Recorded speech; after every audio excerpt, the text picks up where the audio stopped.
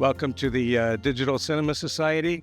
This event is focusing on cinema lenses, and at first we're going to talk about anamorphic lenses. We do that because there's a lot of confusion about anamorphic, especially from emerging filmmakers.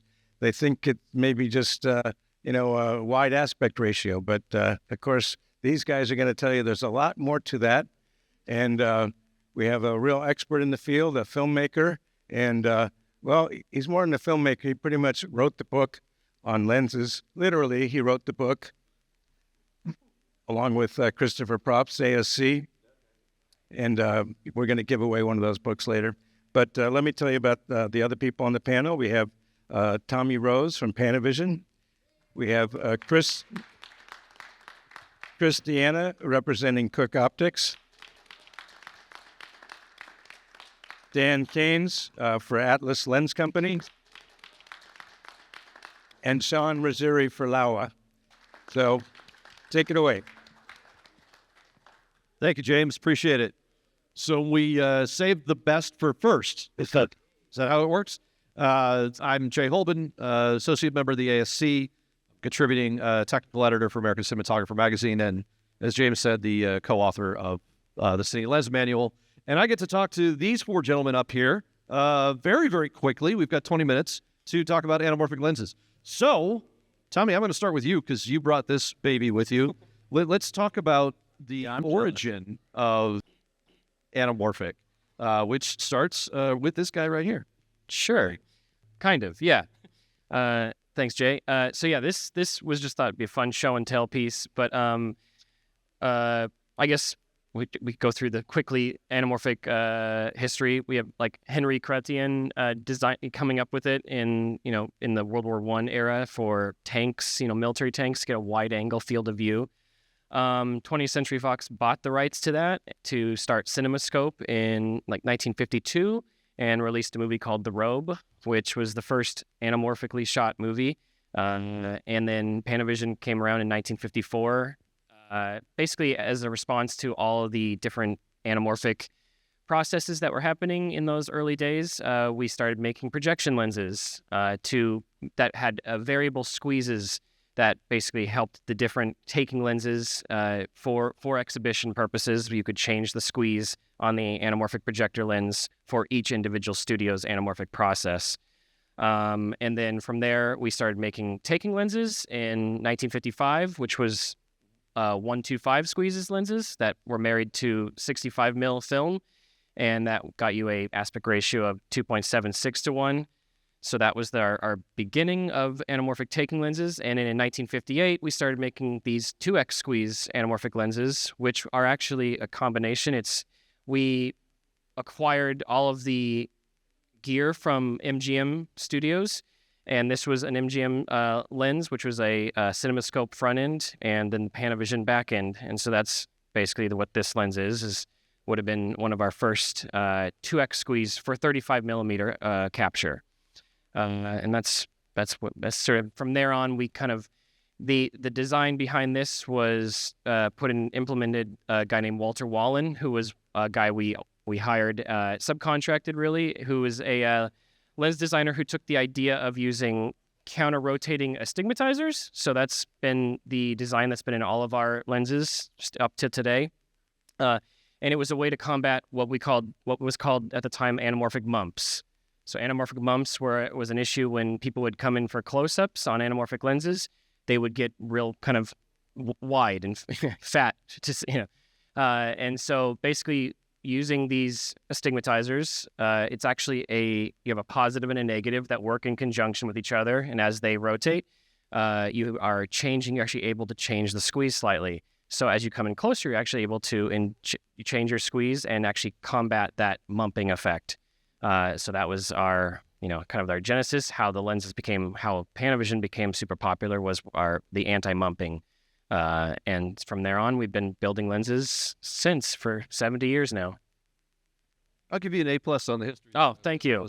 It's pretty good. Thank you. Dan, you I'd love to add a few things, if I may. I mean, I'm first of all, let me just start by saying the reason I make anamorphic lenses is because I love movies. So how many of you all love movies?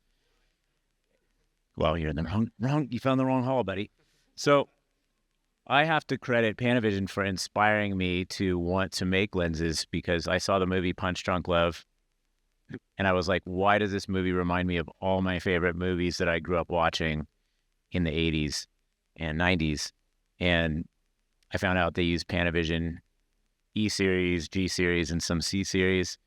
And we have to wonder, like, why do anamorphic lenses exist? That was the first thing I asked myself when I found out why the movie looks so beautiful. Well, why did they make these lenses and what does that function do?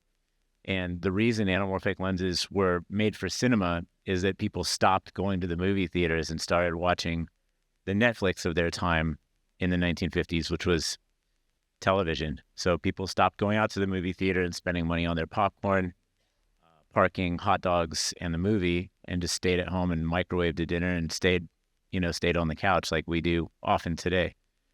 So I think it's really important that we support cinema and go see movies in the theater when we can. Of course, it's great to try new display systems that we can wear on our face or, in our living room. But theatrical presentation is still such a magical, wonderful thing. And that's why anamorphic lenses were made, to get people inspired. Because before that, most movies were square. So, they thought, well, what if we create something that's exciting and engaging and immersive? And the first idea they came up with was, let's get 3 cameras and make an array of cameras, and then we'll get 3 projectors and make an array of projectors. And they called that Cinerama. And it worked great, but they said, well, there's one problem here. The main reason we're trying to do this is to make money, not spend money. So, remind us of now, like we're all struggling financially, trying to figure out how to make things work. Our industry's in the toilet a little bit. We're trying to do our best. But they figured out the cheapest way to make a panoramic movie that would immerse people's field of view was to use Henri Chrétien's anamorphic lens concept that he'd originally developed in World War I, as you said. And they licensed that and brought it to the U.S. And because we're speaking with a lot of people that understand digital cinema, you can think of an anamorphic lens as a codec.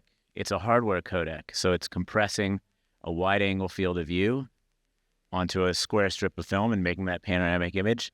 And then when you put it back out through the projector lens, it's also anamorphic, it's decompressing it. And by 20th Century Fox licensing that technology from Henri Chrétien and then licensing it out to all the other studios and controlling the codec, they were like the MPEG standard group of their time. So they made money every time everyone made a movie. And so this is kind of like, I give a much longer presentation about why commerce, artistry, and technology are inextricably linked, and why we do what we do, why it's important to take financial control of your future by getting involved in your movie making process, not only from a creative standpoint, a technical standpoint, but from a financial standpoint as well. And I love what we do. It's a pleasure to be here. And Panavision is such a great part of the legacy of filmmaking and making beautiful movies, and that's what we want to do too. And in 2016, Forrest Schultz and I created Atlas to bring the best of anamorphic lens history to the future of filmmakers. And that's why we're here. So love to see you after the talk, but thank you. Thanks, Dan. And basically, this industry works to succeed at the lowest possible barrier of cost. That's how this whole business works, and that's how anamorphic was invented. Chris, you represent Cooke, which for the longest time was one of the most popular primes behind anamorphic lenses. But it took Cooke a long time to start making their own custom anamorphics, and we should talk a little bit about what you guys have done. Thanks, Jay. Sure, yeah. I'm just throwing softballs. I don't know. I was on this like history kick. I was like, all right, where could I jump in? I'm like, well, the first anamorphs used in art in 1800, whatever. As far as Cooke, going into anamorphics is, I think it was necessity is the mother of invention. When we saw that market grow and grow, and we had something to offer for it, I think it was just a matter of time for us to engineer the right lenses and bring that Cooke look now to a full-fledged Cooke designed and manufactured anamorphic lens.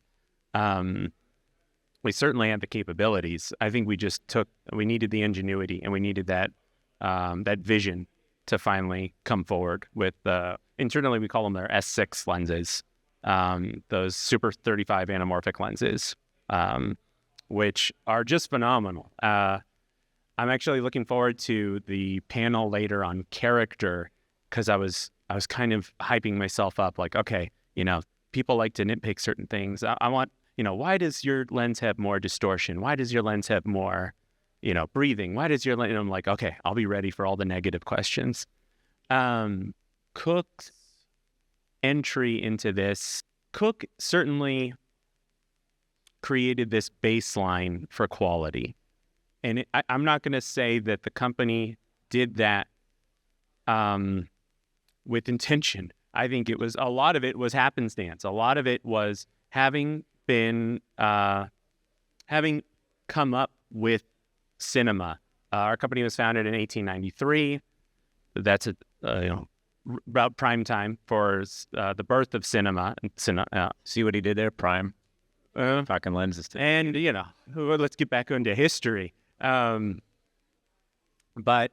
we had 130 years of mistakes to learn from in what helps us create a lens that helps the audience suspend their disbelief. And so we've had this, fortunate ride of creating this tool in filmmaking that we've all come to accept in setting a standard for motion pictures. And we have to just hold that line, I think. We have to be fundamentalists in lens creation. Well, careful. On one side. I mean, I think there's something to be said about that too. Like, in the sense that we're gatekeepers of the image. That doesn't mean we're cultural gatekeepers. We want to raise all ships. Like, that's something that I can definitely share with you folks from Panavision and Cooke. Jay, we're trying to improve the quality of imaging against all odds and against all mistakes. And sometimes the mistakes we make are some of the most beautiful things that happen. So figuring out how to be okay with that, how to roll with the punches. And, fun fact, Taylor Hobson and Cooke invented lens coatings, but that's actually an accidental story too. So see us afterwards, we could talk about how lens coatings were discovered on accident and then later improved on. So, happy accidents make for better worldviews. Well said. Well said. You give me a run for the money on the history aspect too. I love it. We have kind of the legacy represented here, right? We have the beginning of anamorphic. We have the heart of many early anamorphics. We have the company that completely disrupted the world of anamorphic and democratized it to the rest of the business, which is Atlas. And then we have one of the newest companies on the market who's introducing some of the newest glass there and the tiniest damn anamorphics I've ever seen. Sean, talk a little bit about Laowa. True, yeah. It's funny to follow the history lesson because, we are absolutely the new kid on the block. Most folks know Laowa from the still lens world more than anything. We got known for our macro lenses and our ultra-wide angle stuff for quite a while, and recently entered the game of anamorphics over the last couple of years. Proteus 2X is our kind of flagship, I would say. Yes, we do make small lenses. This is not the full lens, but something I wanted to mention. We're really all about innovation, and if you're familiar with our anamorphics, we typically will provide them in 3 different flare colors: amber, silver, or blue. Something we're doing now is offering a user interchangeable anamorphic block. So you basically take out 3 sets of screws and you pop this into the lens, and you can now change the flare color. Also, though, folks that have tested our lenses and taken close looks at them, you're probably used to seeing a very defined horizontal flare. There's a 4th option, which is basically, we call it clear, and it's more of a winged, cloudy flare. I like that one a lot. It's very beautiful. But we've really concentrated on making things small, tried to concentrate on close focus ability being a big goal, including, like, we have a new 60 mil prime anamorphic with a 1.5 squeeze, and that close focus is 10 inches. And to me, I come from a underwater cinematography background, and typically when I'm told we're shooting anamorphic, that's the number one struggle is, okay, what close focus do I have to deal with? How many diopters do we have in the kit? How how big of a dome can I put in front of this thing? And so those aspects I think we concentrate on a lot, is getting smaller, getting closer, more usability. And I think we're really just getting started, and our development team, our designers blow me away every time. I see prototypes and I'm blown away by them. And then the release version is twice as small, faster and better close focus abilities. So in the earliest days, there was an explosion of anamorphic films in the late 1950s, 1960s, and up through the 70s. I mean, pretty much what we fell in love with in cinema growing up, Star Wars, Raiders of the Lost Ark, Close Encounters, at least for me, was all anamorphic. And that was the staple of the big box office films up until about the 90s. And then anamorphic started dying, and it started dropping out. And suddenly, with the introduction of digital cinema cameras, we're seeing a massive resurgence of this format, not for what it was invented for, which was inexpensive widescreen, but for the creative tool and the language of anamorphic that's being that we can use. So my question is, where are we going? What's happening with the anamorphic world? What can we see? I'm seeing your counterpart, Dan Sasaki, introducing more new anamorphic lenses on a constant basis. He's a pain in my ass in that way.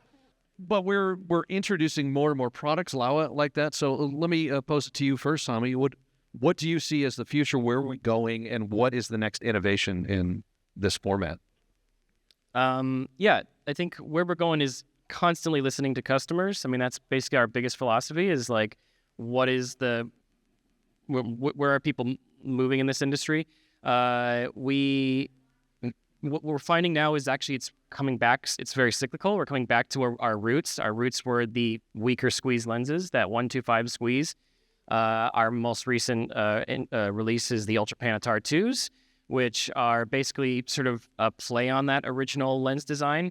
And we're finding that these weaker squeezes are really married much better to what sensor sizes are these days. I mean, a 1.3 squeeze on your 3 biggest sensor sizes on a Venice, you get 2-to-1 aspect ratio right out of the gate in full, 8.6K resolution. In, LF, you're getting 1.85-to-1 with that 1.3 squeeze. And on a Raptor, you're getting basically 2.40-to-1. So that 1.3 squeeze is a really magical squeeze we're finding.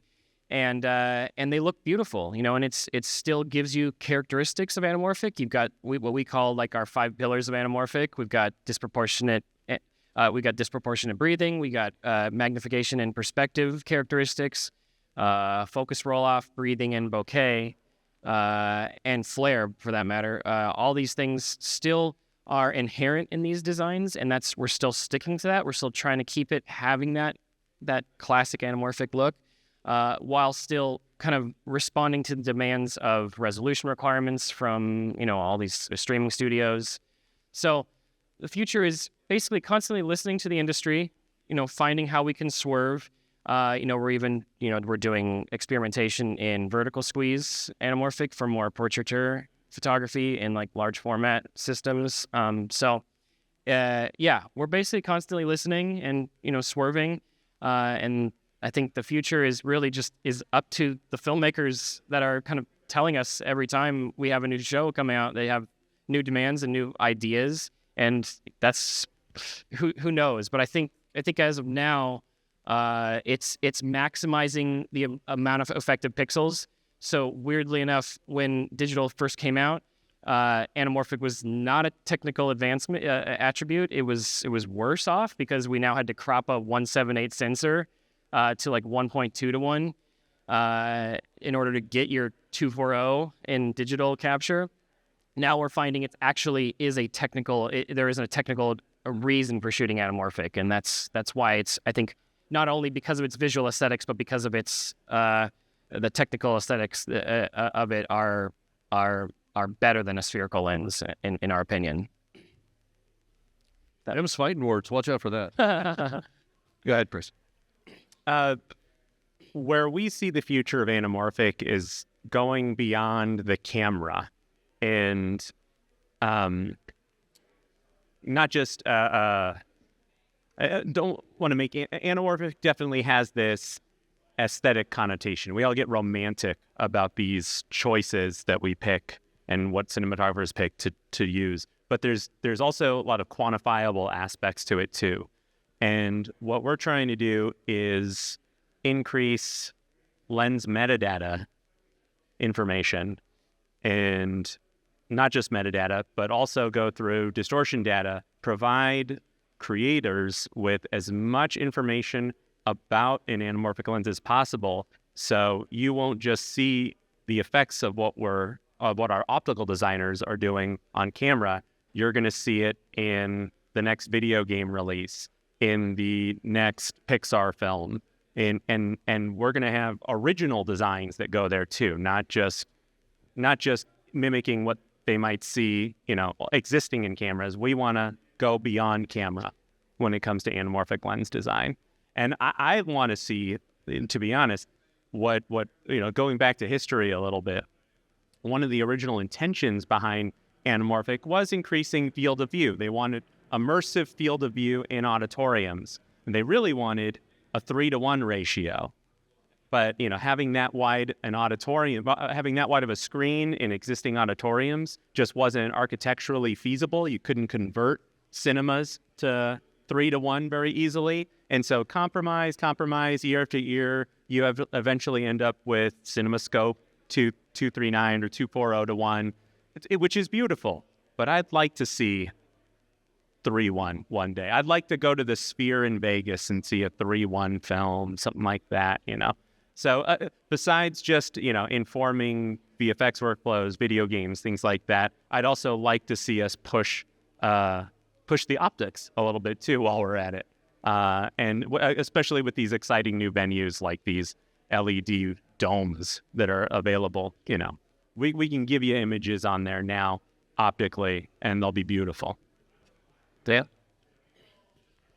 From our perspective on the camera side, it's all about making your work more interesting, more personal, and more rewarding. So focusing on the way camera people around the world are able to utilize our lenses to make their films the way they want to make them, whether that's customizing the lens or having a lens that has a variety of different looks built into one lens.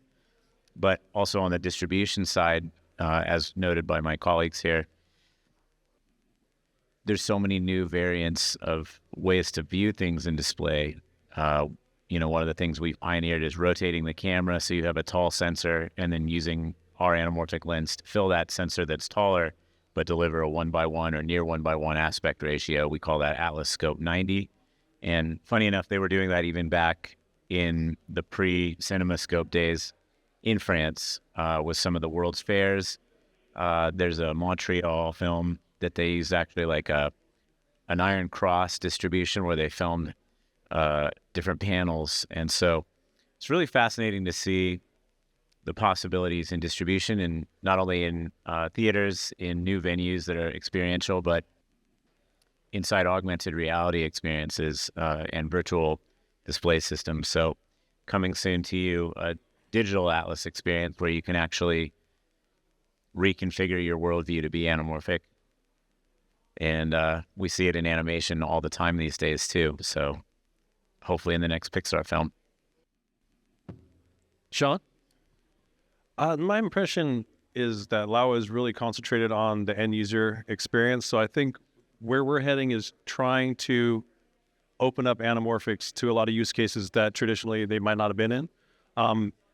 Anamorphics so small that you can fly them on lightweight drones like the DJI Inspires. Also zooms that are small and light enough to be used in a lot of run and gun situations. I've been talking to a lot of documentary filmmakers that have loved to justify using anamorphics, and they just haven't been able to swing it because typically they're too large or whatever the hindrance might be that stops them from doing it. And something being lighter and smaller and kind of an easier use case is really opening up to new worlds. Well, this has just been a little amuse-bouche for you to get the day started. We're going to move on to the next panel. And if you have any questions, please see all four of these gentlemen at some point today. Enjoy the rest of your day. Appreciate you being here.